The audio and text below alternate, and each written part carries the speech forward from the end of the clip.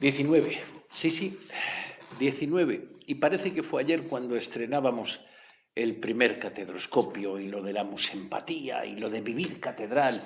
Pero no, han pasado ya unos meses. Han pasado unos meses y en esos meses, como en los últimos años, el museo y en alguna de sus estancias hemos estado celebrando unos eventos. Es algo muy especial, es algo en lo que ponemos mucho esmero, mucho mimo, nos gusta. Nos gusta que un público variopinto disfrute de las estancias catedralicias, disfrute del museo, lo viva, se tome una copa en un momento determinado para celebrar el final de un congreso o el comienzo de ese congreso, para que haya una reunión. Cientos de reuniones científicas hemos tenido en el museo, en ese refectorio que es un poco el lugar, ese lugar con una trayectoria de siglos que ha sabido modernizarse y sobre todo ponerse al alcance de la gente del siglo XXI. Los eventos. Dedicaremos un espacio a los eventos en la catedral, porque es de las pocas catedrales en Europa que aprovechan precisamente sus estancias, que socializan el patrimonio, que abren las puertas de par en par sin perder, como tiene que ser, su esencia de catedral. ¿Y quién va a estar hoy en el espacio número 19 de Catedroscopio? Bueno, pues la música de Ana Turcan, las flores de Izaskun y naturalmente que sí, ese buen y bien decir de Sonia Beroiz, con la forma de escribir, la forma de hablar, la escritura y el reloj, del que a veces me olvido y yo no tengo excusa. Bienvenidos, espacio número 19, Catedroscopio.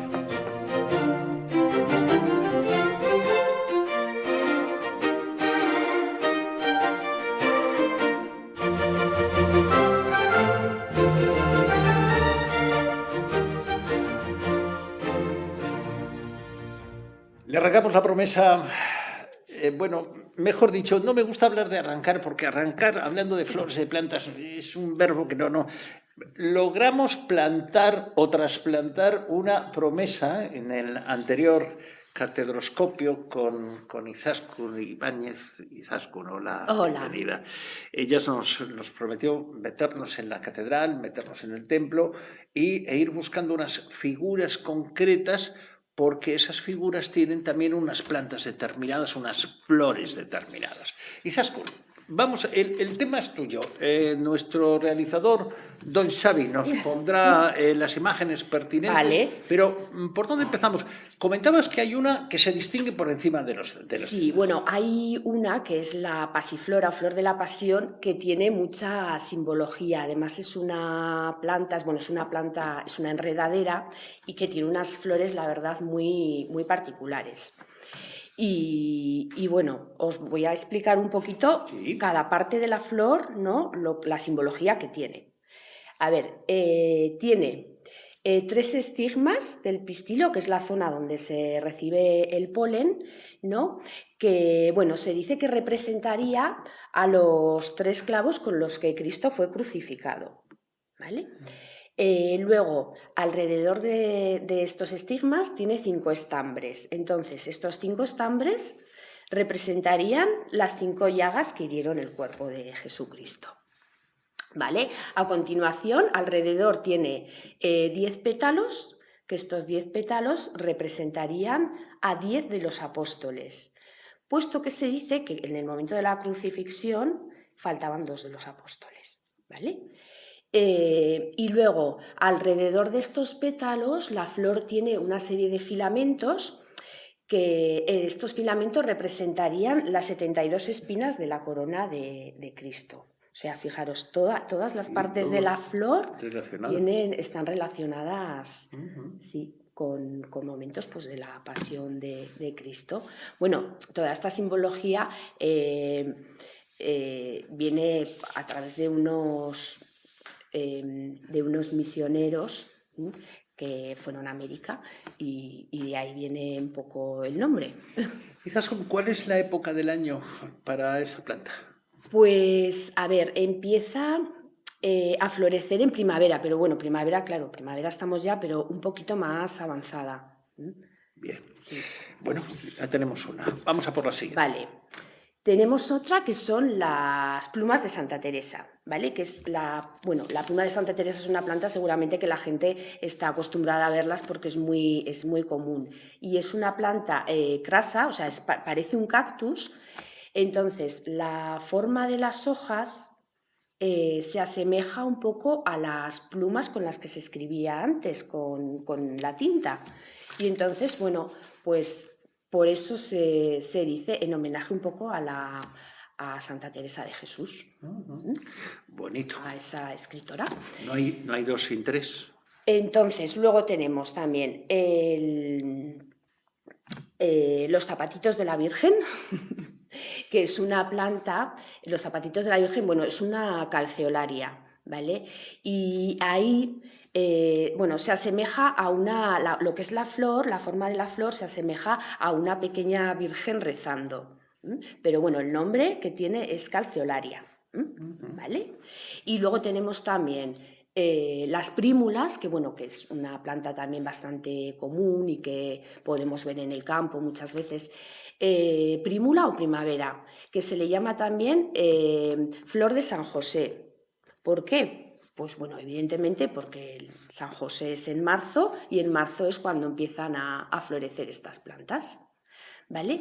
Y luego tendríamos, por último, el cardo mariano, que, bueno, como su nombre dice, es un cardo.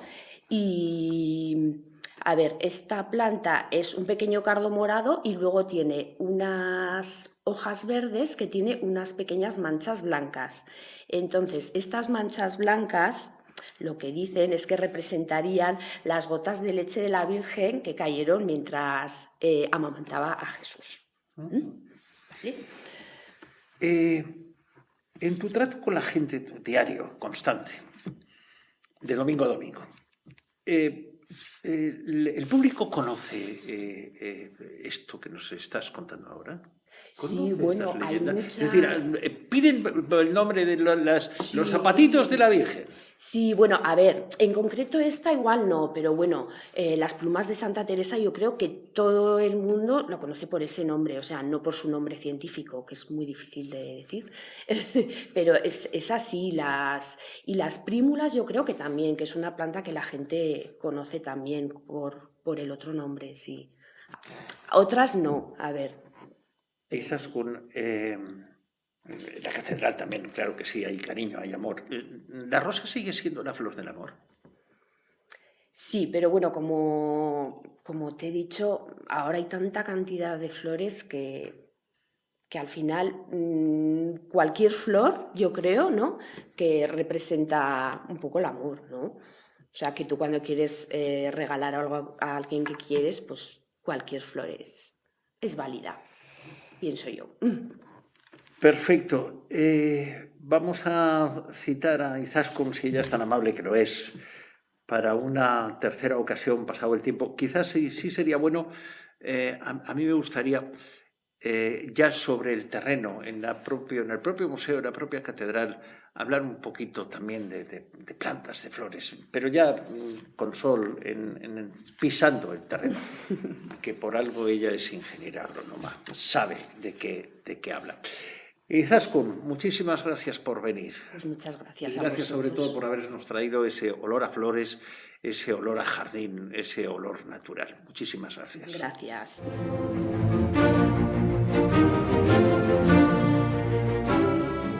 Es posible que esta cuña horaria pierda efectividad con el paso del tiempo, porque hablar de primavera y hablar de verano, si usted está viendo nuestro espacio, nuestro catedraloscopio, lo está viendo en invierno, no tiene ningún sentido, pero nos adaptamos al horario, al cambio de horario. En verano, en primavera y en verano, con el cambio oficial de horario, nuestros horarios también, nuestra puerta se abre un poquito más. Es decir, existe más posibilidad de ver el museo. De lunes a sábado, ambos incluidos, la mayoría de días festivos intersemanales, también desde las 10:30 hasta las 7 de la tarde. La taquilla, la venta de tickets se cierra a las 6. Todavía queda una hora para ver el museo. Insisto, todos los días, de lunes a sábado, de 10:30 a 7 de la tarde. Museo de la Catedral de Pamplona. Para la escalera del caracol voy a tocar hoy el Salud d'Amour de Edward Elgar.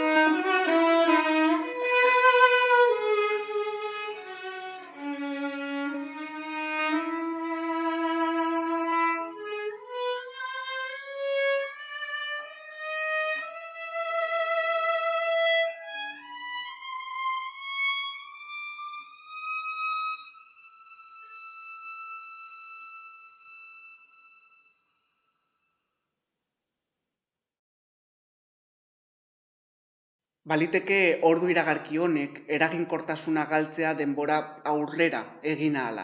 Izan ere, gure katedroskopioa neguan ikusten ari baldin bazara, ez du zentzu handirik udaberriaz edo udaz hitz egiteak.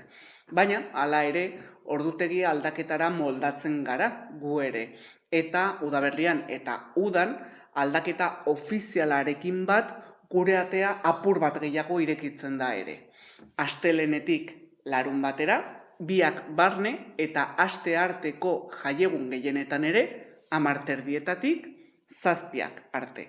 Eta azken tiketen salmenta 6:00 egiten da. Berriz ere, astelehenetik larun batera, goizeko 10:30 arratsaldeko 7:00 arte. Iruñeko Katedraleko Museoa. Bueno, pues haciendo caso a nuestro técnico don Javier, vamos a poner los motores en marcha, incluso hasta nuestro reloj de arena, que insisto, que hablando del tiempo clásico, de la antigüedad, nos viene muy bien, es un signo. Sonia Beroiz, hola, bienvenida. Bueno, estamos no anclados, porque no es el tema, pero sí sumergidos, inmersos en el mundo clásico, en el mundo griego, en el mundo romano, en el mundo fenicio y en el mundo de la esclavitud. Hay unos apartados que aquellos que no somos expertos como tú, Sonia, desconocemos, y no solamente eso, sino que cuando los conocemos nos sorprenden. como el mero hecho de la diferencia. Hay esclavos de primera, esclavos de segunda, esclavos de tercera, esclavos instruidos, esclavos profesores, esclavos que como aprendas a leer hasta aquí llegó la riada, etcétera, etcétera. Cuéntanos esa extraña coincidencia entre esclavitud. Y cuando digo extraña coincidencia es que mientras unos están en la creme de la creme, en la cresta de la ola, otros pobrecicos no saben hacer la O con un canuto. Quieres saber todos los entresijos. Casi, por eso te escucho atentamente, porque tú sabes los entresijos, evidentemente. Sí, a ver, hay contrastes a lo largo de la historia que son interesantes, por lo menos de pasar y anotarlos. La semana pasada hablábamos de los esclavos en Roma, ¿no? Esa alta consideración que, por lo menos desde la actualidad, podemos tenerles en cuenta, ¿no? Gente instruida, gente que sabía leer, que sabía escribir, que de hecho eran los profesores, ¿no? de los hijos de los romanos, etc. Pero nos encontramos ejemplos, por ejemplo, si nos vamos a Estados Unidos, antes de la derrota, ¿no? de la Confederación, en la cual los esclavos venidos de África, cómo tenían prohibido, en ese caso, tanto leer como escribir. Claro, ahí existía el miedo de que ese conocimiento, bueno, al final era una amenaza para los esclavos. Entonces es ese contraste, ¿no? de cómo el conocimiento puede ser un arma para algunos y en cambio para otras sociedades es más que un arma, una ayuda, un apoyo, un refuerzo, ¿no? Vamos a decir que es una forma de ir juntos hacia un camino y en la otra es, como bien has señalado, eres un esclavo de segunda. Es decir, aquí ya estamos hablando de... bueno, me puedo meter en líos, quiero decir según un número, pero igual hablamos de razas, hablamos de otro tipo de conflictos mucho más graves. Te has metido en ese camino y gracias, porque yo iba a seguir por ese camino. Tenía que ser visto con la mentalidad de nuestro tiempo, de nuestro siglo.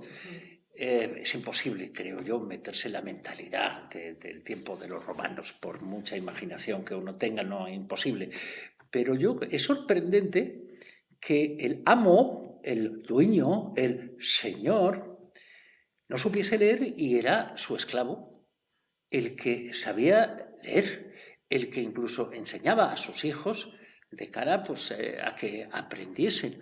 Con eso se compraba, con eso llegaban a ser los esclavos libertos, es decir, con eso de alguna manera se compraba la libertad, porque si no, tenía que haber una prueba de mucha confianza por parte del dueño, del amo, y lo digo con todo lo negativo que tiene la palabra, pero tenía que haber mucha confianza para fiarse, entre comillas también, del esclavo. Se crea ahí, bajo nuestro prisma del siglo XXI, se crea ahí una especie de... ¿Y cómo podía funcionar eso, no?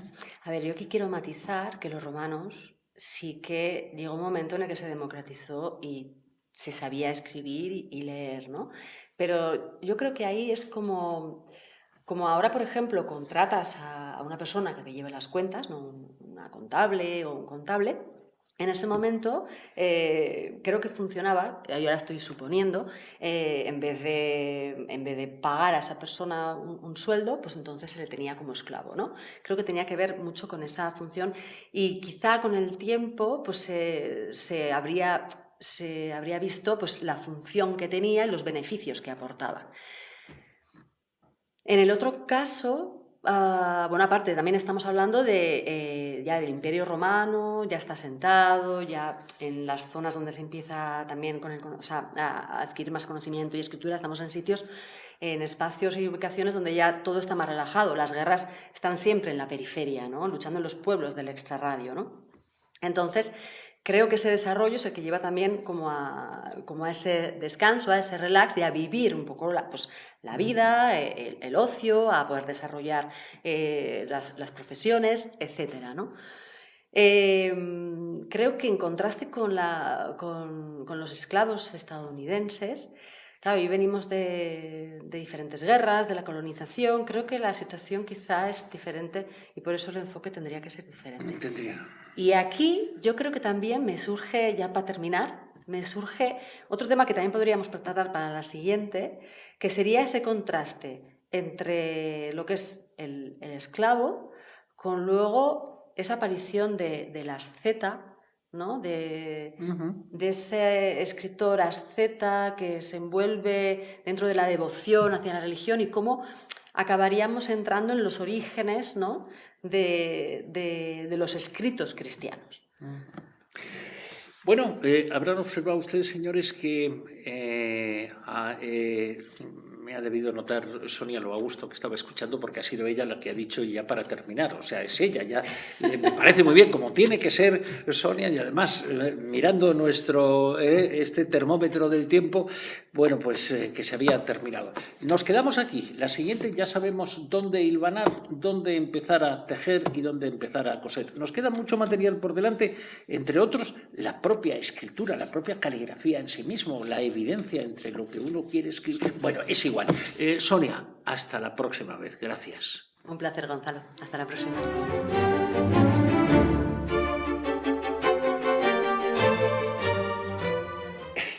Perdónenme la broma, deben ser los calores veraniegos, la canícula que ya se acerca.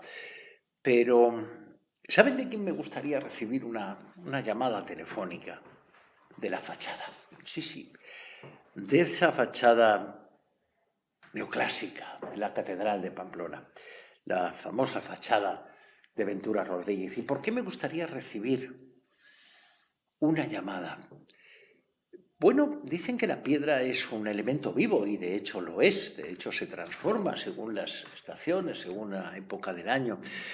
Y como elemento vivo, bueno, nadie ha demostrado que oiga o que no oiga, que escuche o que no escuche. Me gustaría recibir una llamada de la fachada donde posiblemente la obra de Ventura Rodríguez se quejara del trato que recibe, de la incomprensión que recibe, de las críticas que recibe y a veces, ¿por qué no decirlo?, del ninguneo que atesora, no después de muchos siglos, porque es una fachada joven, pero sí después de haber escuchado muchos comentarios. Yo vuelvo y hemos incidido alguna que otra vez en nuestro catedroscopio en la fachada.